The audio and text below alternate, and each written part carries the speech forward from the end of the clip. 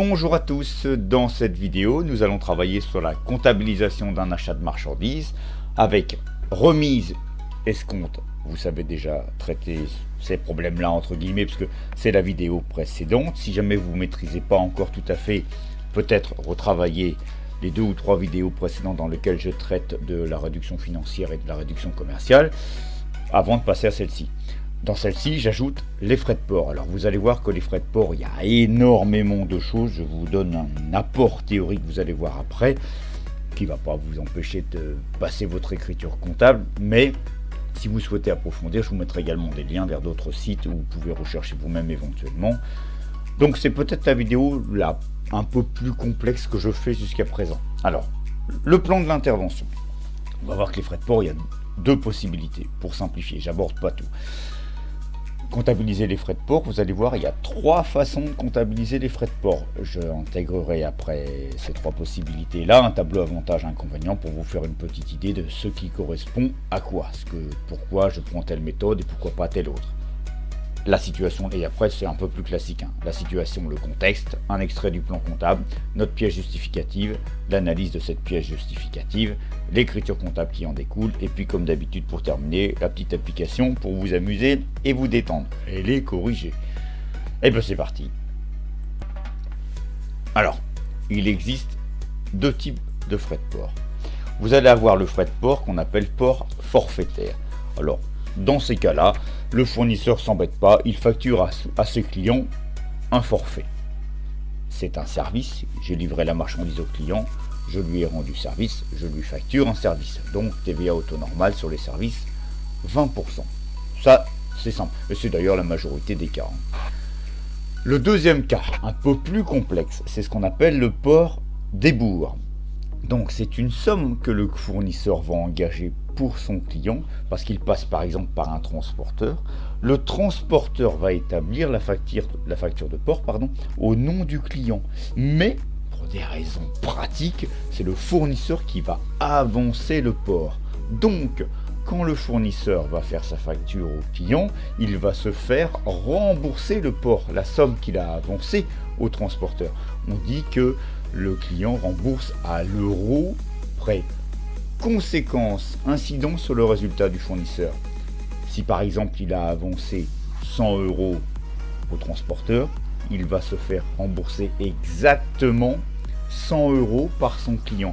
Donc l'incidence sur son chiffre d'affaires, sur son résultat, elle est nulle. Ce n'est pas une charge. Donc on va utiliser un compte d'attente, un compte de passage, qui est le compte 467. Mais cette petite technique comptable là, j'en reparlerai quand je ferai les ventes. Là, j'en parle pas. J'ai hésité, franchement, mais je pense que je vous aurais perdu pour les débutants. Donc j'en parlerai quand je ferai les ventes. Je l'intégrerai à ce moment-là, quand je referai la même technique que pour les achats, je le mettrai là. Donc voilà. Mais la majorité des cas, c'est un port forfaitaire. Vous allez voir. Donc on continue. Alors, pour comptabiliser les frais de port, 3 possibilités. Utiliser le compte de charge par nature, utiliser le compte d'achat concerné ou comptabiliser les frais de port en utilisant le compte de frais accessoires. Donc le compte de charge par nature, transport 624, transport sur achat 624.1, transport sur vente 624.2. Un autre exemple de charge par nature, 616 assurance, etc. 615 entretien, etc. Comptabiliser les frais de port dans le compte d'achat concerné, c'est de dire 601 achat de matières premières, 607 on connaît déjà achat de marchandises. Le port, je l'intègre dans le compte d'achat de marchandises parce qu'il peut être facilement rattaché à cet achat de marchandises. Évidemment, si le fournisseur vous met les frais de port sur la facture d'achat de marchandises, vous savez que ces frais de port sont rattachés à cet achat de marchandises, c'est facile de l'intégrer, c'est une exigence du PCG. Dernier compte, qui est peut-être le plus complexe à utiliser, mais qui est imposé aux entreprises qui utilisent le système de présentation développé pour la présentation de leur compte, c'est le compte 608, frais accessoires incorporés aux achats. Alors, il est subdivisé. Par exemple, si ce sont des frais accessoires liés à un achat de marchandises, le 7, c'est l'achat de marchandises, donc ça va donner 608,7. Frais accessoires sur achat de marchandises, mais qu'on va pouvoir resubdiviser. 608,7.1 par exemple pour le transport, 608,7.2 pour l'assurance, etc. Même chose si c'est par rapport à un achat de marchandises. Je vais avoir 608.1 pour l'achat de marchandises parce que le compte d'achat de marchandises c'est 601. Donc on prend le 1. Frais accessoires sur achat de matières premières. Donc je vais avoir 608.1 1 transport, 608.1 2 assurance, bon, etc. Donc il est à noter que les entreprises qui utilisent le système développé de présentation de leurs comptes sont obligées d'utiliser le compte 608. Alors à titre d'info quand même, je vais vous faire voir un petit peu ce que c'est que le système de base et abrégé, parce que alors, le système de base c'est le système qui est préconisé par l'administration fiscale. Le système abrégé, il faut remplir des conditions pour pouvoir l'utiliser. Je vais vous faire voir tout ça si ça vous intéresse. Après si ça vous intéresse pas, vous passez. Alors le système de base. Voilà le système de base. Vous voyez que les comptes sont suffisamment détaillés, c'est ce qui suffit pour la majorité des entreprises. Regardez par exemple si je mets le système abrégé. Hop. Voilà, vous voyez que c'est nettement moins développé. Donc évidemment, là ça va être adapté à la petite entreprise, mais il y a des conditions, je vais vous les mettre tout à l'heure, il y a des conditions à remplir pour pouvoir présenter ces comptes de façon abrégée. Et le système développé, là vous allez voir.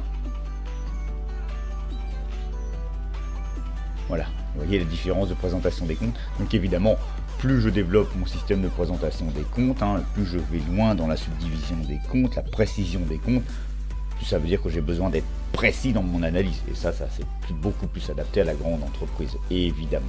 Voilà les 3 systèmes de présentation des comptes.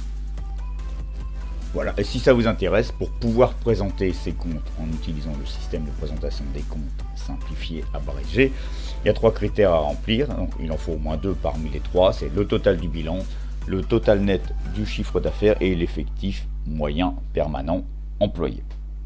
Mais après, vous pouvez tout à fait ne pas avoir les critères et décider d'utiliser un système de base ou développé parce que vous avez envie d'être précis dans votre analyse, j'ai envie de vous dire. Voilà. Petite parenthèse. Donc, on a vu les 3 possibilités pour comptabiliser les frais de port. On va voir l'avantage inconvénient de chacun, sans être super exhaustif. Donc, si j'utilise les comptes d'achat, 601 à 607 pour comptabiliser mes frais de port, c'est qu'évidemment, je suis plutôt une petite entreprise qui a peu de frais accessoires. Voilà, mon avantage. Inconvénient, c'est que si je mélange dans mon compte 607 achat de marchandises, je vous rappelle, l'achat de marchandises avec les frais de port, j'ai le montant total dans le compte 607, j'ai pas l'information sur le montant de l'achat, le montant du frais de port détaillé. Pas forcément évident pour mon analyse. Maintenant, si je suis une petite entreprise avec très peu de frais de port, c'est pas forcément important. Je dois, à côté de ça, faire une information dans l'annexe qui va contenir toutes les informations comptables de l'entreprise, sauf si le montant n'est pas significatif. Dixit, le PCG. Les comptes de frais accessoires, donc 608, comme on a vu tout à l'heure, 608.1 pour les frais accessoires sur achat de matières premières, 608.7 pour les frais accessoires sur achat de marchandises, etc. Donc, avantage, c'est que là, c'est que, évidemment, j'ai une information pertinente, facilement disponible, puisque je vais avoir l'information sur les frais accessoires liés à l'achat de marchandises dans 608.7, sur l'information liée à l'achat des frais accessoires liés à l'achat de matières premières sur 608.1, et je peux même être encore plus précis que ça. Alors vous vous doutez bien qu'évidemment, en inconvénient, c'est beaucoup plus complexe à tenir parce que je peux aller très loin dans les subdivisions si j'ai beaucoup de frais accessoires et que je veux une analyse fine de ces frais accessoires. Et je dois avoir une information dans l'annexe. Dernière possibilité, les comptes de charges par nature. Je vous rappelle, pour le transport, par exemple ici, ce qui m'intéresse, 624.1, 624.2. Donc, j'ai pas d'annexe à compléter puisque je sais déjà que 624, le compte 624, c'est le transport. Je ne vais pas les mettre dans l'annexe que c'est du transport. Donc, je vous rappelle que aussi, voilà, dans les comptes de charges par nature, il n'y a pas d'annexe à compléter. Et puis, les frais de port inconvénients ne sont pas rattachés au type d'achat. Quel que soit le compte d'achat utilisé, 601, 607, je mettrai toujours le port sur achat, par exemple, dans 624.1. Mais je ne sais pas si c'est lié à un achat de marchandises ou un achat de matières premières. Alors là, j'avais inversé, j'avais mis système obligatoire pour le système développé. Non, c'est 608 qui est obligatoire pour le système développé, comme je l'ai dit tout à l'heure. Donc je l'ai enlevé là, c'est pour ça que vous avez la modification. Entre les deux, j'avais mis pause. Bon, on continue.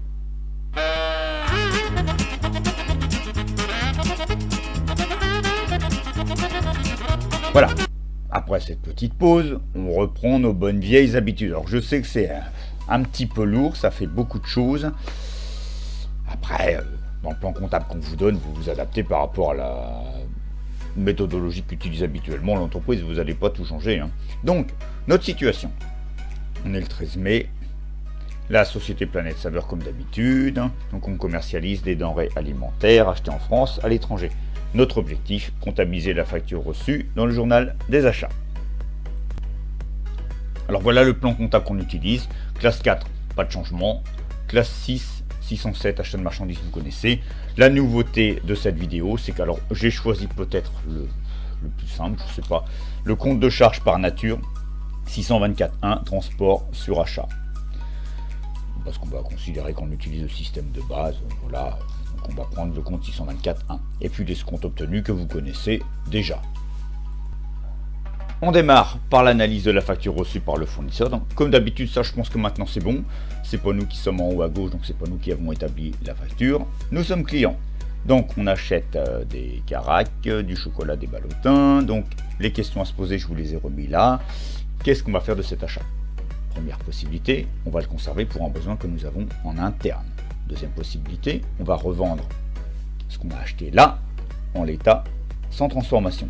Troisième point, ce qu'on a acheté là, on va le transformer et on va revendre le produit transformé, ce qu'on appelle un produit fini. Ici, ce que j'ai acheté là, je vais le revendre en l'état, sans transformation. C'est la définition de l'achat de marchandises. Alors là, on a plein de montants. Plein de montants. Donc total brut hors taxe, remise 10%, net commercial 532,80. Question à se poser, ça je pense que c'est clair maintenant. Est-ce que j'ai acheté cette marchandise 592 ou 532,80? Je vous rappelle que la remise est un geste commercial, une réduction commerciale, c'est une diminution de prix. J'ai donc acheté la marchandise 532,80. C'est ce montant que je vais utiliser pour comptabiliser l'achat de marchandises. C'est pour ça que le net commercial est surligné et pas le total brut. Je ne comptabilise pas la remise, puisque le net commercial tient compte, lui déjà, de la remise. On a un escompte de 2%. Je vous rappelle que l'escompte est une réduction financière, ce n'est pas un geste commercial, ce n'est donc pas une réduction de prix, c'est une incitation pour que le client paye rapidement, de façon anticipée. Je comptabilise donc l'escompte dans le compte 765 au crédit, puisque c'est un produit. Si je comptabilise l'escompte, je ne comptabilise pas le net financier, qui est net commercial moins escompte, donc qui tient compte de l'escompte. Si je comptabilise l'escompte, je ne peux pas aussi comptabiliser le net financier, je comptabiliserai l'escompte deux fois. Le port forfaitaire, j'achète un service. J'achète ce service 50 €. Évidemment que je vais comptabiliser les frais de port. Je ne peux pas mettre que les frais de port, c'est l'achat de marchandises, c'est pas la même chose. J'achète de la marchandise, j'achète des frais de port. La marchandise, c'est un bien, le port, c'est un service. Donc je comptabilise l'achat du bien dans le compte 607, l'achat du service, comme on l'a vu tout à l'heure, dans le compte 624.1, transport sur achat. Donc total hors taxe, je ne comptabilise pas, puisque je comptabilise le net commercial, l'escompte et le port forfaitaire. Et le total hors taxe n'est que le résultat de tout ça. Hein. La TVA. Donc la TVA, elle est donc calculée sur le total hors taxe, 572,14 à 20%. Ça fait une TVA de 114,43. Et évidemment, je comptabilise le montant de TVA. Et je comptabilise également le montant TTC net dû au fournisseur, puisque c'est le montant de la dette à payer au fournisseur. Beaucoup de choses, hein. Ouf, on continue. Voilà le tableau récapitulatif de notre analyse. Donc on est client, ça vous avez compris. C'est un achat de marchandises, je pense que c'est bon. Les montants qu'on a surlignés à utiliser dans l'écriture comptable, le net commercial hors taxe, l'escompte, le port ou transport hors taxe, le total TVA et le net à payer TTC. En termes d'emploi ressources, pas de nouveauté par rapport à la vidéo précédente. C'est toujours grâce au crédit accordé par le fournisseur, donc ma dette fournisseur en 401 et l'escompte obtenu au crédit de 765, nous avons pu acheter de la marchandise, un service, le transport et évidemment la TVA sur l'achat de la marchandise et le service. La pièce justificative, c'est la facture 17 du 13 mai. Ce qui nous donne, donc, on est dans le journal des achats, au mois de mai, on est le 13. La pièce se met automatiquement, la facture, on a dit que c'était la facture 17. Donc j'ai deux ressources. J'ai dit que mes ressources, c'est le fournisseur, l'escompte. Donc, le crédit fournisseur dans 401 pour 686,57, le total dû net à payer au fournisseur, et l'escompte, 765 pour 10,66. Voilà mes deux ressources. Et donc, grâce à mes ressources, j'ai acheté de la marchandise pour 532,80 net commercial, j'ai acheté du service, le transport, pour 50 €, j'ai versé la TVA au fournisseur que je pourrais récupérer plus tard lors de ma déclaration de TVA pour un total de 114,43. Total débit égale total crédit. Je vous rappelle, principe de la partie double pour chaque écriture. Vous avez ici les ressources, le crédit fournisseur, l'escompte en rouge, les emplois, l'achat de marchandises, l'achat du service de transport et la TVA déductible. Donc obligatoirement, total emploi égale total ressources. Donc total crédit égale total débit. J'espère que ça va pour vous. On continue. Enfin, quand je dis on continue, plutôt à vous de continuer parce que c'est à vous de jouer maintenant. Alors, je vous laisse analyser cette facture, au moins à l'oral, vous entraînez à l'oral, c'est pas grave si vous ne le faites pas par écrit, voir ce que vous avez compris. Alors, à la limite, amusez-vous à prendre différents comptes de TVA. C'est vrai que là j'ai pris 624.1, mais vous pouvez éventuellement, si vous voulez, utiliser le compte d'achat concerné, et puis utiliser le compte 608, voir si vous avez compris. Essayez de faire les trois, c'est vrai que j'y ai pas pensé. Vous pouvez peut-être me proposer votre solution en commentaire, je sais pas si on peut faire ça, et je regarderai. C'est faisable, Essayez. La correction, elle est derrière comme d'habitude. Petite pause au travail. Bon, j'espère que vous avez travaillé. Voilà ce que nous donne l'écriture. On a deux ressources. La dette fournisseur pour 710,92, l'escompte pour 11,17. Voilà nos ressources. Grâce à ces ressources, j'ai acheté de la marchandise. Net commercial 558,60. Le transport, le service pour 45 € et comme d'habitude la TVA sur ces deux achats, l'achat du bien pour la marchandise et l'achat du service pour le transport pour un total de 118,49. Je vous l'ai mis, c'est vrai que je vous le mets jamais, mais sur le logiciel de compta, quand on a l'écriture, on a toujours le journal avec le total débit, le total crédit. Vous voyez bien, principe de la partie double, total débit égale total crédit. Pour le logiciel, si vous avez un décalage, il ne valide pas l'écriture. Alors si vous voulez absolument la valider, il commence à vous mettre des comptes d'attente bizarres, et puis ça devient compliqué. Donc il vaut mieux toujours vous arranger pour avoir total débit égale total crédit. C'est bien plus simple. Et limite, j'ai envie de vous dire, c'est peut-être même plus facile sur un logiciel, parce que lui, il va vous le dire si l'écriture n'est pas équilibrée. Alors qu'à la main, si vous prenez le net, le total brut à la place du net commercial, vous vous en apercevrez pas. Alors qu'avec le logiciel, vous aurez un décalage. Donc vous verrez qu'il y a un problème. Je rappelle, principe de la partie double, je le dis souvent, mais je ne l'écris pas souvent. Principe de la partie double, total débit égale total crédit pour chaque écriture comptable. Vous voyez, si vous vérifiez, total débit égale total crédit, et pour le total du journal, puisqu'évidemment, si pour toute écriture que je passe dans mon journal, j'ai total débit égale total crédit, forcément à la fin, au niveau du journal, j'ai total débit égale total crédit. Forcément. Mes ressources ici, la dette fournisseur, l'escompte obtenu, qui me permettent d'acheter la marchandise, le transport et la TVA. Voilà, bon, vidéo un petit peu plus longue. J'espère que ça a été quand même pour vous. N'hésitez pas, si vous avez des questions en commentaire, j'y répondrai quand je les vois, parce que c'est vrai que pas forcément toujours. Merci d'avoir regardé cette vidéo. Bravo pour votre travail. Je vous remercie. Bonne journée, à bientôt. Au revoir.